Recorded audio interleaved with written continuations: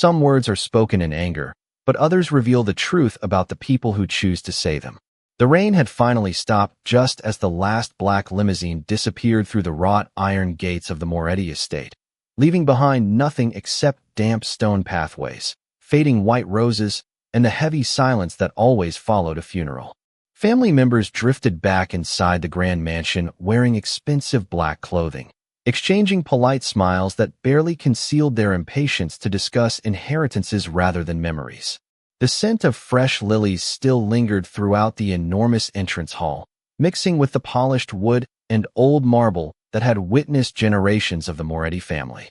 Naomi Brooks quietly collected the bouquets that had begun to wilt after the long afternoon. Wearing her simple black and white housekeeping uniform, she moved carefully through the room, gently lifting fallen petals from the floor as though every flower still deserved respect, even after its beauty had begun to fade. She had worked inside the estate for nearly 12 years, long enough to know every creaking staircase, every antique painting, and every favorite chair that had belonged to the woman they had buried only hours before. Mrs. Eleanor Moretti had never treated Naomi like invisible staff. She had always thanked her by name, asked about her family, and insisted they share tea together during quiet afternoons whenever the mansion emptied.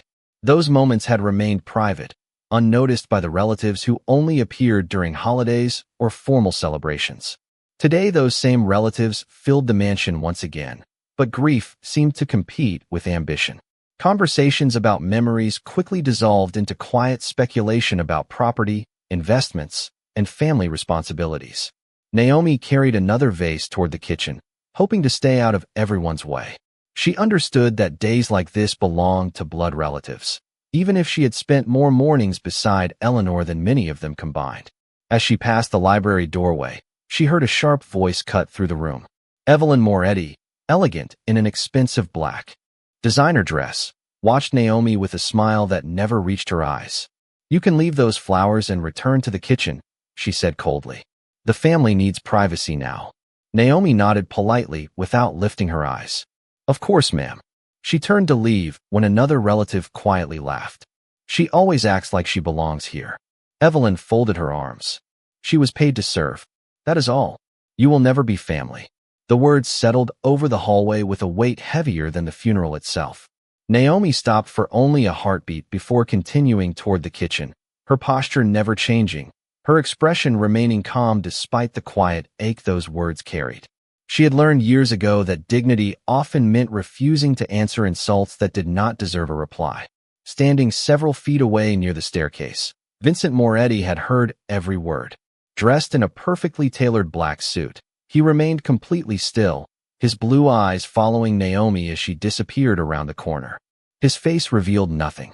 No anger, no agreement, only silence. Those who knew him understood that his silence was often more difficult to read than another man shouting. Before anyone resumed speaking, the sound of measured footsteps echoed across the marble floor. The family's attorney entered the library carrying a worn leather briefcase and a sealed ivory envelope tied with a faded blue ribbon. He looked around the room before speaking in a calm voice that immediately captured everyone's attention. "Ladies and gentlemen," he said, carefully placing the envelope upon the polished oak table. "Before we begin discussing the estate, there is one final instruction from Mrs. Eleanor Moretti. She asked that this letter be read aloud exactly as she wrote it, and she insisted that every person currently inside this house remain here until the final word has been spoken." No one moved after the attorney finished speaking. Even the quiet ticking of the antique grandfather clock seemed louder than the whispers that had filled the mansion only moments before. The ivory envelope rested at the center of the polished oak table, untouched, yet somehow commanding more attention than the estate itself. Every relative stared at it with curiosity, each imagining instructions about family heirlooms, investments, or hidden properties. Naomi Brooks had no reason to remain in the library. She quietly returned to the kitchen, believing her responsibilities had not changed simply because the household was grieving. The afternoon sunlight filtered softly through the large windows overlooking the gardens where the funeral guests had gathered only hours earlier. Without hesitation, she rolled up her sleeves, carefully washed delicate crystal glasses that had been used during the reception, and instructed two younger members of the household staff to place the remaining floral arrangements in cooler rooms so they would stay fresh another day. Her voice remained gentle, steady, and reassuring despite everything she had heard. The younger housemaid who had recently joined the estate looked at Naomi with worried eyes before quietly asking, "Are you all right?" Naomi offered the same warm smile she had given countless times before. "There is still work to do," she answered softly. "That is enough for today." She never mentioned Evelyn's words. She never complained. She simply continued doing what she had always done. The senior butler watched from across the kitchen with quiet admiration. He had worked beside Naomi for nearly a decade and knew how many difficult moments she had endured without ever allowing bitterness to change her character. Together they had cared for Mrs. Eleanor Moretti through long illnesses, sleepless nights, and countless afternoons when the grand mansion had felt strangely empty despite its size. Many members of the family visited only for holidays or important celebrations, but Naomi had been there every ordinary day, making tea exactly the way Eleanor preferred, reading aloud from her favorite novels when her eyesight weakened, and sitting nearby during peaceful evenings without expecting recognition. Those memories belonged only to the people who had actually lived inside the house. Upstairs, the atmosphere inside the library grew noticeably different. Family members gathered around the large table while the attorney carefully arranged legal documents beside the unopened letter. Evelyn impatiently checked her watch before asking whether the reading could begin immediately. Another relative quietly speculated about charitable donations, while someone else wondered whether Eleanor had secretly changed portions of the estate before her passing. Vincent Moretti listened without contributing a single word. He stood near the tall windows overlooking the gardens, his hands resting calmly inside his pockets as he watched the gardeners collect the final white chairs from the funeral service. His thoughts repeatedly returned to the brief moment in the hallway when Naomi had walked away after being told she would never belong. He realized she had never once defended herself. She had not pleaded for acceptance, nor had she shown anger. She had simply continued carrying flowers with the same quiet dignity that had always defined her. The realization unsettled him more than he expected. It was not guilt that disturbed him most. It was the uncomfortable awareness that he knew surprisingly little about the woman who had spent more than a decade inside his family home. As silence settled over the library once again, the attorney carefully placed one hand upon the faded blue ribbon wrapped around the envelope. He looked toward Vincent before speaking in an unusually serious voice. "Mrs. Moretti left very specific instructions," he said. "She insisted this letter must not be opened until every person she named was present." The room remained perfectly still. Then the attorney slowly raised his eyes from the envelope and quietly added, "There is one person who is not yet here. We cannot begin until Naomi Brooks joins us." The unexpected request settled over the library like another wave of silence after the funeral. Several relatives exchanged puzzled glances before Evelyn Moretti leaned forward in her chair, disbelief written plainly across her face. "There must be some mistake," she said with restrained irritation. "The housemaid has nothing to do with family legal matters." The attorney remained composed, his hand resting gently upon the unopened envelope. "Mrs. Eleanor Moretti anticipated that question," he replied. "Her written instructions are unmistakably clear. Every person she listed must be present before this letter is opened, and Naomi Brooks is one of those individuals." A murmur quietly spread around the room. Some family members appeared confused, while others exchanged skeptical smiles. One distant cousin whispered that Eleanor had always been unusually kind to the staff. Another suggested that perhaps the late matriarch simply wished to thank Naomi for her years of service. Evelyn folded her arms more tightly. "Then someone can thank her later," she answered. "We should not delay family business because an employee is washing dishes." Vincent Moretti finally turned away from the window. His expression remained calm, but his voice carried the quiet authority that immediately drew every eye toward him. "If those were my mother's instructions," he said evenly, "then we will follow them exactly." No one challenged him. The room returned to silence as the senior butler quietly excused himself and walked toward the kitchen. He found Naomi carefully drying crystal glasses before placing them inside a polished cabinet. She looked up with mild surprise when he entered. "Mr. Harrison?" she asked gently. The elderly butler smiled kindly. "Miss Brooks, The attorney has asked that you come to the library. Naomi looked genuinely confused. There must be some misunderstanding. I should finish cleaning before the evening staff arrives. Mr. Harrison slowly shook his head. Those are Mrs. Moretti's instructions. Naomi carefully placed the final crystal glass upon its shelf before smoothing the front of her uniform. She quietly washed her hands, removed her kitchen apron, and followed him through the familiar hallways she had walked thousands of times during the past 12 years. Family portraits lined the walls, each representing another generation of the Moretti name. Naomi had dusted every frame countless times, yet she had never paused to imagine herself standing among the people whose lives filled those paintings. As they approached the library doors, she instinctively slowed her pace. The room beyond was reserved for important family meetings, legal discussions, and private conversations. She had entered only to clean after everyone had left, never while every chair remained occupied. Mr. Harrison gently opened the heavy wooden doors. Every conversation stopped the instant Naomi appeared. Dozens of eyes turned toward her. Some looked curious. Others appeared uncomfortable. Evelyn barely concealed her frustration. Naomi lowered her eyes respectfully. I am sorry if I interrupted, she said softly. Mr. Harrison told me someone requested my presence. The attorney immediately stood. You have not interrupted anything, Miss Brooks. We have been waiting for you. Naomi hesitated, clearly uncertain where she should stand. Vincent quietly stepped away from the window and motioned toward an empty chair near the end of the long table. Please, he said calmly, take a seat. Naomi looked almost alarmed by the invitation. Sir, I do not believe that would be appropriate. Vincent held her gaze with quiet certainty. Today, he answered, we will do exactly what my mother asked. The room grew perfectly still once more as Naomi slowly accepted the chair, unaware that the faded blue ribbon resting upon the unopened envelope was about to reveal a truth that none of them had expected, including the woman who believed she had only come to clean the house one more ordinary afternoon. Naomi sat carefully at the very end of the long oak table, keeping her hands folded quietly in her lap, as though she were afraid even the slightest movement might disturb the solemn atmosphere that filled the library. She had never occupied one of these chairs before.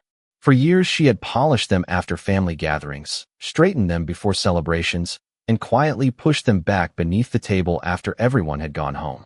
Sitting in one felt unfamiliar, almost impossible. Across the room, no one spoke. The attorney slowly untied the faded blue ribbon that held the ivory envelope closed. The ribbon showed signs of age, its color softened by time, as though it had waited patiently for this exact afternoon. He carefully removed several neatly folded pages written in Eleanor Moretti's graceful handwriting. Before reading, he looked toward Vincent. Your mother requested that these words be read exactly as written, without interruption. Vincent gave a quiet nod. The attorney lowered his eyes to the first page and began. To my beloved family, if you are hearing this letter, then the Lord has already called me home. I pray that grief has not hardened your hearts before these words reach your ears. I know many of you believe this gathering is about my estate. It is not. Houses can be inherited. Investments can be divided. Jewelry can be appraised. But character cannot be transferred from one generation to the next unless someone chooses to live it. The room remained completely silent. Even Evelyn, who had seemed impatient only moments earlier, said nothing. The attorney continued reading. I have spent many quiet years watching each of you become successful in your own ways. Some of you built businesses. Some raised children. Some traveled the world. I have been proud of many accomplishments. Yet I have also learned that the true measure of a family is never revealed during celebrations. It is revealed during ordinary days when no one believes they are being watched. Vincent slowly lowered his eyes. He remembered how often his mother had insisted that kindness shown to strangers mattered more than compliments exchanged among relatives. At the time, he had considered those words simple wisdom from an aging parent. Now they carried unexpected weight. The attorney turned the page. There is one person in this room whom many of you have never truly seen. You know her face because she greeted you at the front door. You accepted meals she prepared. You admired rooms she quietly restored before your arrival. Yet I wonder how many of you have ever asked her how she was feeling before asking for another cup of coffee. Several relatives shifted uncomfortably in their chairs. Naomi lowered her gaze even further, clearly wishing the attention would disappear. The attorney continued without hesitation. Naomi Brooks entered this house as an employee, but long before I wrote these pages, she became something much greater in my heart. She never asked for recognition. She never expected gratitude. She simply gave her time with remarkable patience, day after ordinary day. A heavy stillness settled over the library. Vincent found himself looking toward Naomi for the first time, not as someone who worked inside the estate, but as someone his own mother had deliberately chosen to mention before discussing a single dollar of her fortune. The realization quietly unsettled him. Across the table, Evelyn's confident expression slowly faded into uncertainty. The attorney gently placed one finger upon the next paragraph before looking up briefly. Mrs. Moretti underlined this section herself, he said softly. She instructed me to read every word carefully because she believed this was the most important truth she would ever leave behind. The attorney drew a slow breath before continuing, his voice softer now, as though he understood that every sentence carried more weight than the one before it. If there is one lesson I hope survives after I am gone, it is this. Never mistake the person who seeks your inheritance for the person who gives you their time. Wealth attracts attention. Loneliness reveals love. I remained fixed upon the pages in his hands. There were mornings when I could not leave my bedroom without assistance. There were evenings when pain stole my appetite and sleep refused to visit. During those difficult seasons, many of my beloved relatives called to ask how I was doing, and I appreciated every kind word. But when the phone became quiet and the house grew still, one person remained beside me. The attorney briefly glanced toward Naomi before returning to the letter. Naomi never stayed because someone was watching. She stayed because she believed no elderly woman should eat dinner alone. She read novels aloud when my eyesight became weak. She sat beside my favorite window while the rain fell because she knew silence can comfort a weary heart better than conversation. On my hardest days, she never hurried me. On my strongest days, she celebrated small victories as though they were miracles. Naomi lowered her head, overwhelmed by memories she had never expected anyone else to hear. She remembered the countless cups of chamomile tea, the afternoons spent listening to Eleanor describe childhood summers, and the evenings when they laughed together over old family recipes that rarely turned out exactly as planned. She had never considered those moments extraordinary. They had simply felt like the natural way to care for another human being. The attorney continued reading. Several times I encouraged Naomi to take extra days away from the estate because she had earned them. Almost every time she smiled and answered that she would rest after I was feeling stronger. I knew she was sacrificing hours she could have spent with her own loved ones, yet she never allowed me to feel like a burden. There is no amount of money capable of purchasing that kind of devotion. Across the table, Vincent felt an unfamiliar heaviness settle inside him. He remembered business meetings that had seemed too important to cancel, charity galas that had filled his calendar, and overseas trips that had kept him away for weeks at a time. He had always assumed his mother was well cared for because the house functioned perfectly whenever he returned. Only now did he begin to understand who had quietly carried that responsibility every ordinary day he had been absent. The attorney reached the next paragraph, his voice becoming even more deliberate. Some people believe loyalty is proven through grand gestures. I disagree. Loyalty is preparing breakfast before sunrise without being asked. Loyalty is remembering which blanket keeps an old woman warm during winter mornings. Loyalty is noticing when someone is pretending to smile so they do not worry the people they love. Several relatives lowered their eyes. No one interrupted. No one searched for excuses. The words left little room for them. Vincent looked toward Naomi once again. She still sat with remarkable humility, never attempting to defend herself or claim credit for anything being revealed. She appeared almost uncomfortable hearing her own kindness described aloud. Then the attorney carefully turned another page and quietly said, Mrs. Moretti wrote that what comes next was the most personal confession she ever placed on paper, and she requested that every person in this room hear it with an open heart. The attorney paused for several seconds before continuing, allowing the silence to settle naturally over every person gathered inside the library. His eyes followed Eleanor Moretti's elegant handwriting with visible care. There is something I never had the courage to say while I was alive because I feared it might embarrass the woman who deserved to hear it the most. Naomi never treated me like a responsibility. She treated me like a person whose life still mattered. That difference carried me through days when my own strength could not. Naomi closed her eyes for a brief moment, remembering mornings when Eleanor insisted on sitting in the garden despite the cold, simply to watch the birds gather near the fountain. Those quiet hours had never seemed extraordinary. They had become part of an ordinary routine built upon patience instead of obligation. The attorney continued. There were weeks when my health became uncertain, and I quietly offered Naomi additional pay for the extra hours she spent caring for me. Every single time she refused until I promised that the money would instead be placed into the education fund for one of the younger members of the household staff. She believed opportunities should be shared before rewards were accepted. I have never forgotten that conversation. Several relatives slowly lifted their heads, surprised by a detail none of them had ever known. Even Mr. Harrison looked toward Naomi with renewed admiration. She had never mentioned her decision to anyone. She had simply continued her work without expecting acknowledgement. The attorney carefully turned another page. There came a season when I realized my time was becoming shorter. I noticed who hurried through conversations because they believed tomorrow would always come. Naomi never hurried me. She understood that for an elderly woman, 10 quiet minutes could become the greatest gift another person might offer. She never looked at her watch while I was speaking. She never made me feel like an interruption in her day. Vincent lowered his eyes as those words found their way into his heart. He remembered countless occasions when business calls had seemed urgent enough to shorten visits with his mother.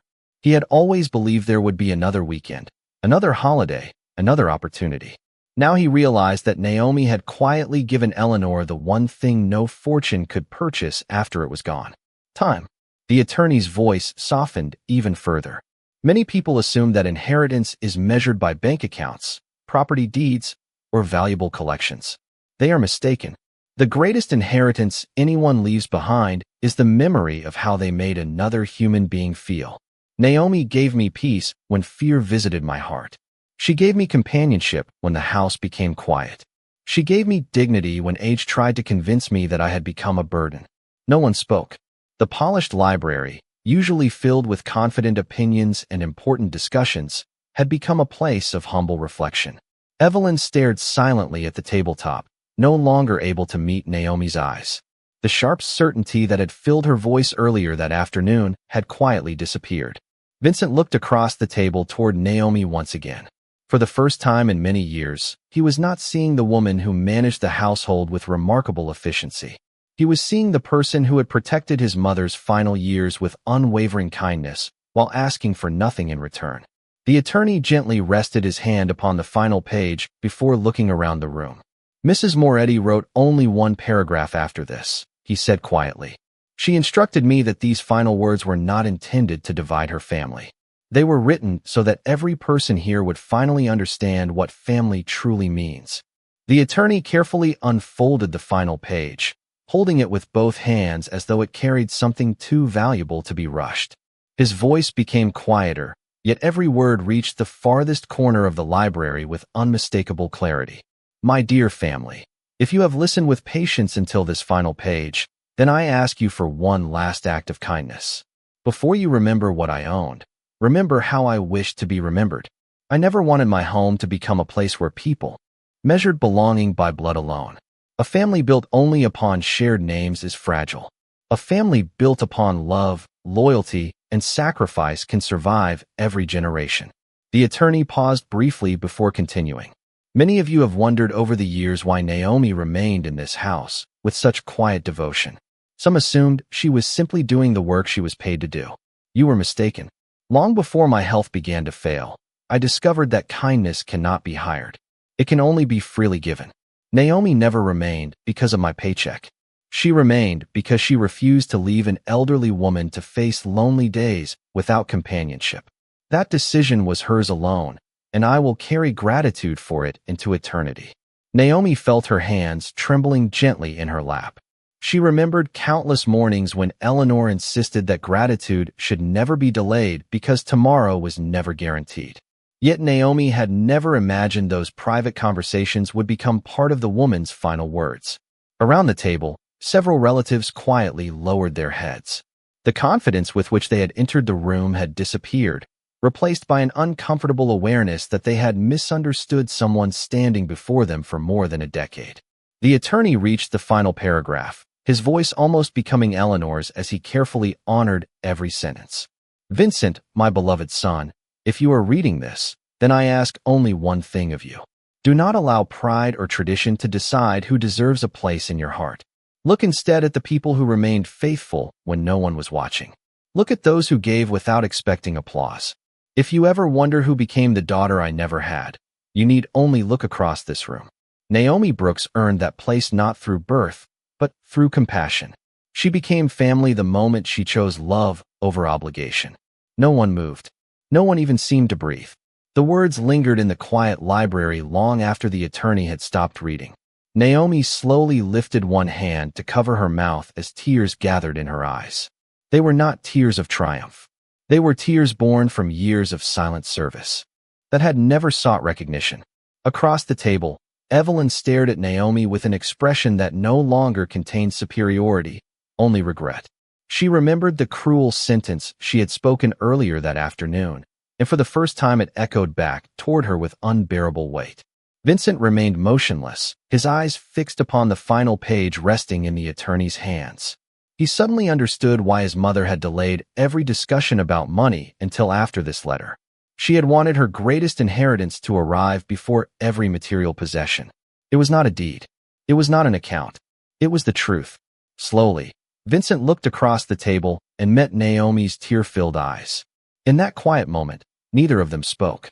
They did not need to. Eleanor Moretti had already spoken the words that neither of them could ever have found on their own, and the silence that followed carried more justice than any argument ever could. The silence remained unbroken until Vincent Moretti slowly rose from his chair. The movement was unhurried, almost reverent, as though he understood that anything spoken too quickly would diminish the meaning of his mother's final gift. He looked at the letter resting upon the polished oak table before carefully folding it along the same creases his mother had made months earlier. Then he walked around the table, not toward the attorney or the other relatives, but toward Naomi Brooks. Every pair of eyes followed him. Naomi immediately began to stand, assuming he wished to reclaim the chair she had occupied only because Eleanor had requested her presence. "I am sorry," she said softly. "I should not have remained seated." Vincent gently shook his head before she could step away. "Please stay exactly where you are." His voice carried neither command nor ceremony. It carried respect. Naomi hesitated, uncertain whether she had heard him correctly. For years she had instinctively stepped aside whenever members of the family entered a room. Today, for the first time, someone from that family was asking her not to move. Vincent placed one hand upon the back of the chair that had belonged to his mother during every family gathering. The rich walnut would have been polished so many times that it reflected the afternoon light streaming through the tall windows. He looked at the empty seat for a long moment before turning back toward Naomi. "My mother spent years deciding who deserved a place in her heart," he said quietly. "She already made that decision long before today. The rest of us are simply late in understanding it." He gently pulled Eleanor's chair away from the table. A quiet gasp moved through the room.